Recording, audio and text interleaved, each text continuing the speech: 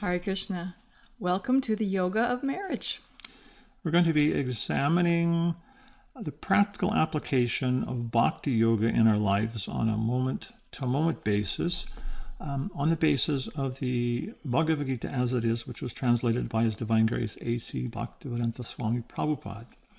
And he's written a very definitive, authoritative translation of this. And we'd like to examine one specific verse from Bhagavad Gita, 9:27, in which it's described that all that you do, all that you eat, everything that you do should be done as an offering to the Supreme Lord. So let's just question for a minute, what does that actually mean, all? What does the word all mean? So why don't we just do a quick little search here.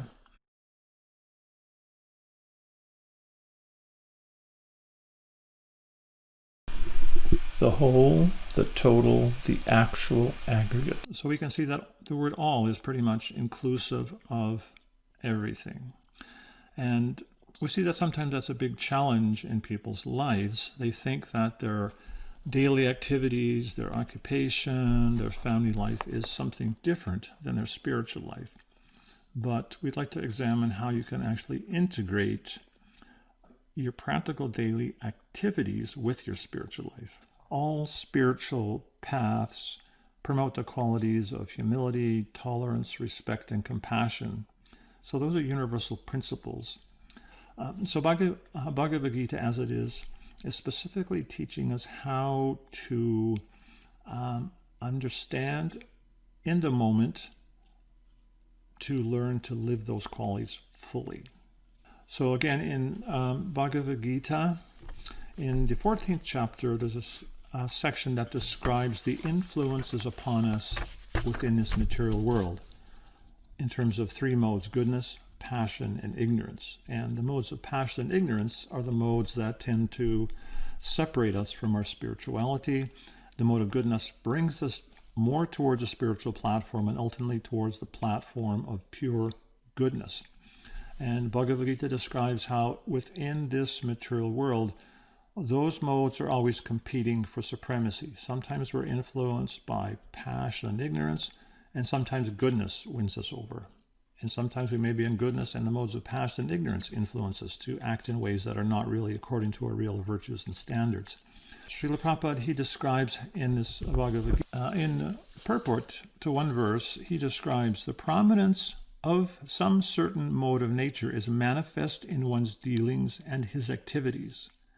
But if one wants, he can develop by practice the mode of goodness and thus defeat the modes of ignorance and passion.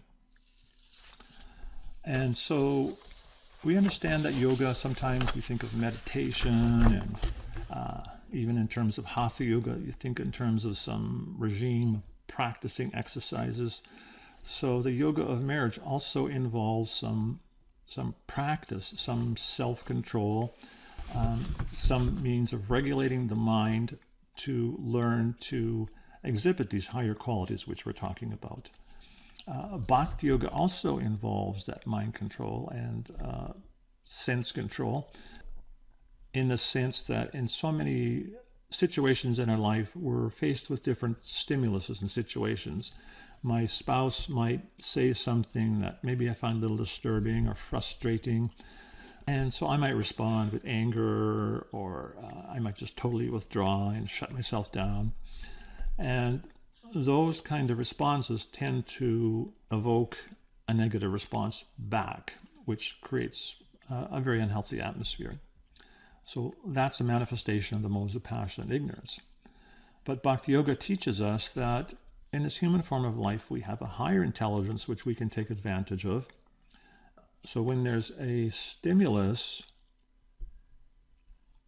we can realize between the stimulus and the response, there's a little space where we can make a decision how we're going to respond rather than just react.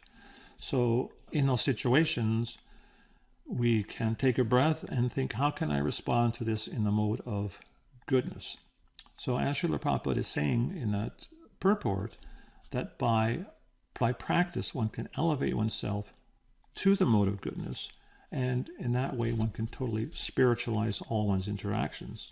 Yoga is actually the goal of marriage. Yoga means to link with the divine.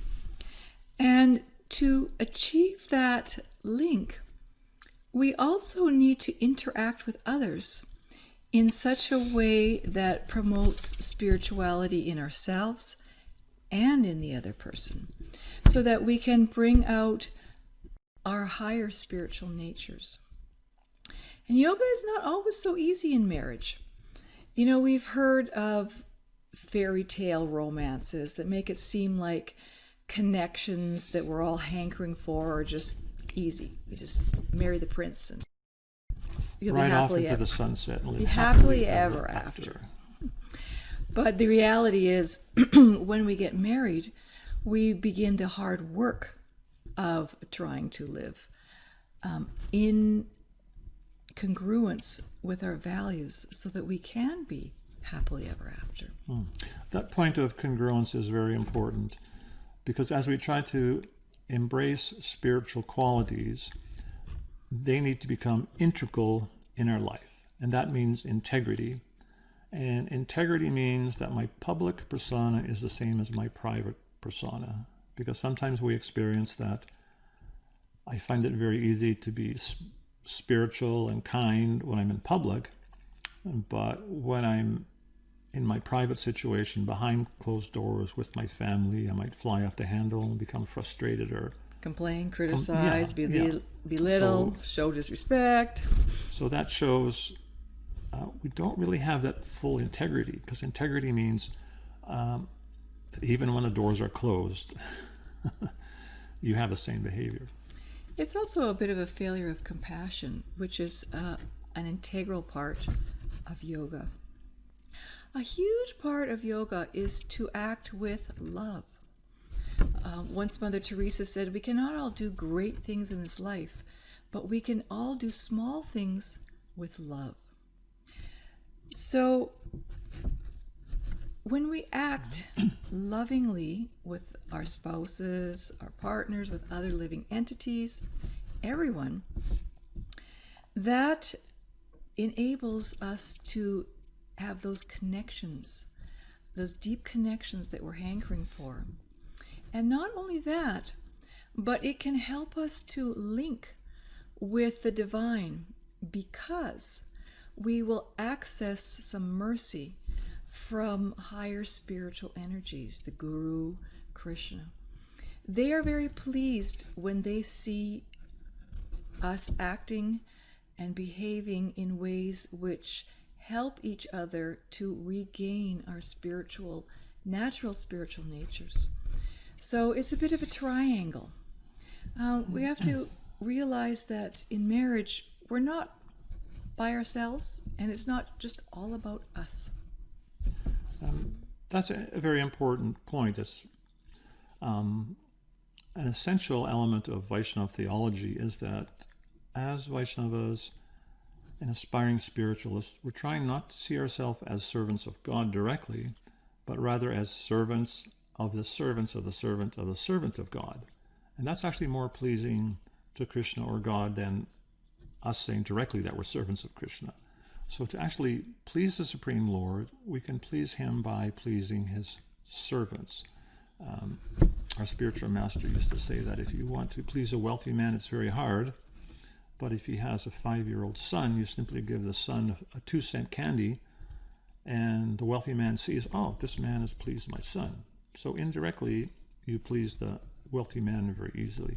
So we want to develop the spiritual consciousness of pleasing the Supreme, and the most effective way to do that is to please his parts and parcels, which also includes our spouses and family members, which is an important thing to understand and a very easy thing to forget in marriage.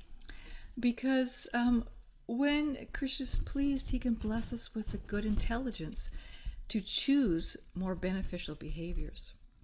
So in order to choose more beneficial behaviors, we actually have to understand which ones are going to promote advancement in spiritual consciousness. In order to do that, we have to understand what behaviors are actually pleasing. So a huge part of relationships is how we speak to one another. Bhagavad Gita describes that we need to choose to speak words which are pleasing, truthful, beneficial, not agitating to others. And this is called austerity of speech. And Bhagavad Gita actually describes a word, priya, in that context, which actually means endearing. So our speech in all different situations should actually be endearing to the person we're speaking to, and that's austerity. And, that takes mindfulness and lots of practice. Mm-hmm. It also means that we need to take responsibility for our own emotions, to look internally what we need, make the steps to ask for what we need, or rearrange our lives to fulfill it, or perhaps acknowledge what we need to cope without it, whatever the situation warrants. Then we won't lash out at one another out of frustration.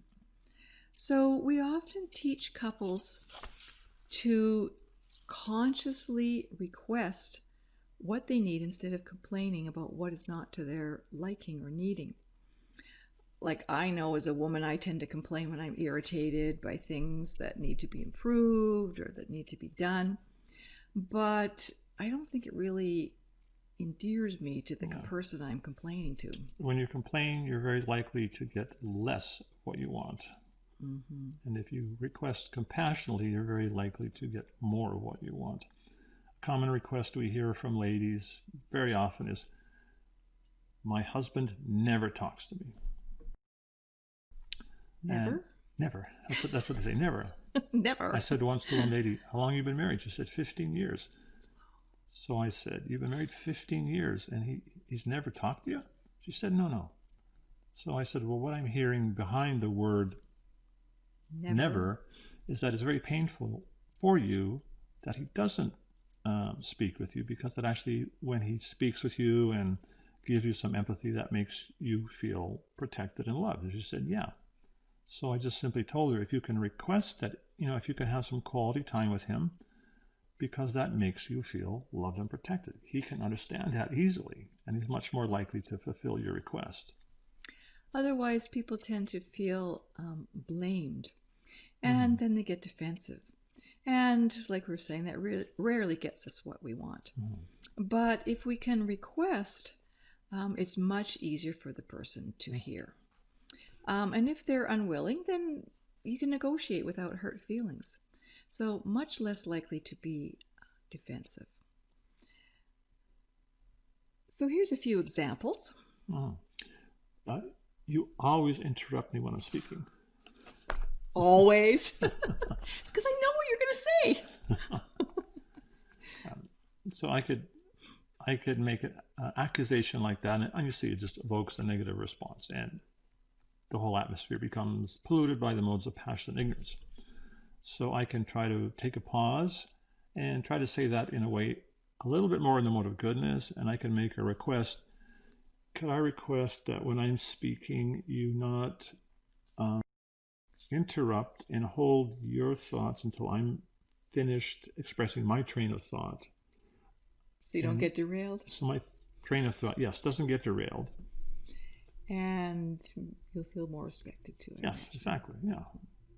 So it becomes a civil dialogue rather than a potential argument. Mm-hmm. And so that's yoga.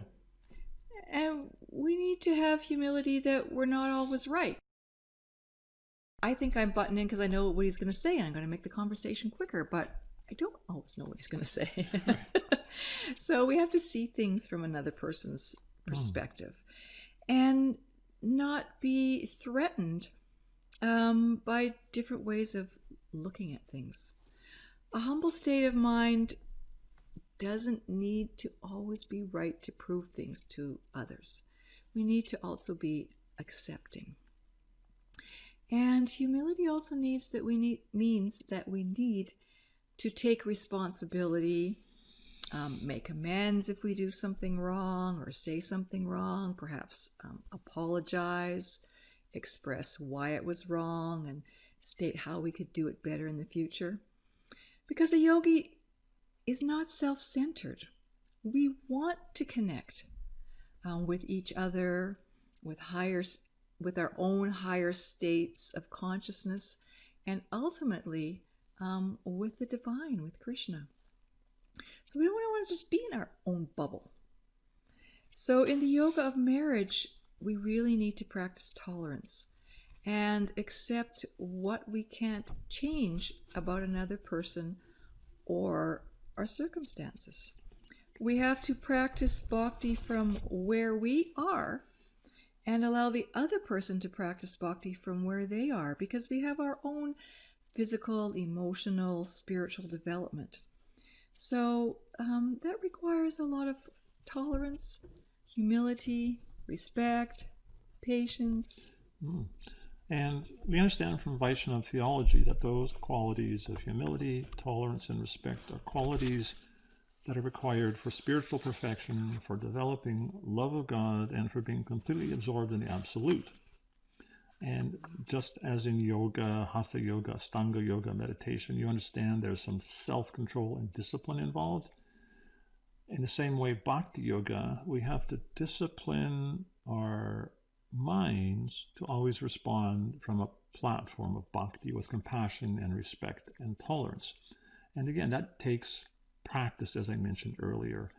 It's not something that happens automatically, but by that constant practice, we learn to move towards the mode of goodness, the spiritual platform, and then the force of that mode of goodness eventually completely will eradicate the modes of passion and ignorance. And it'll permeate our atmosphere, so our marriage will feel like yoga. So it's really, really important to have healthy marriages.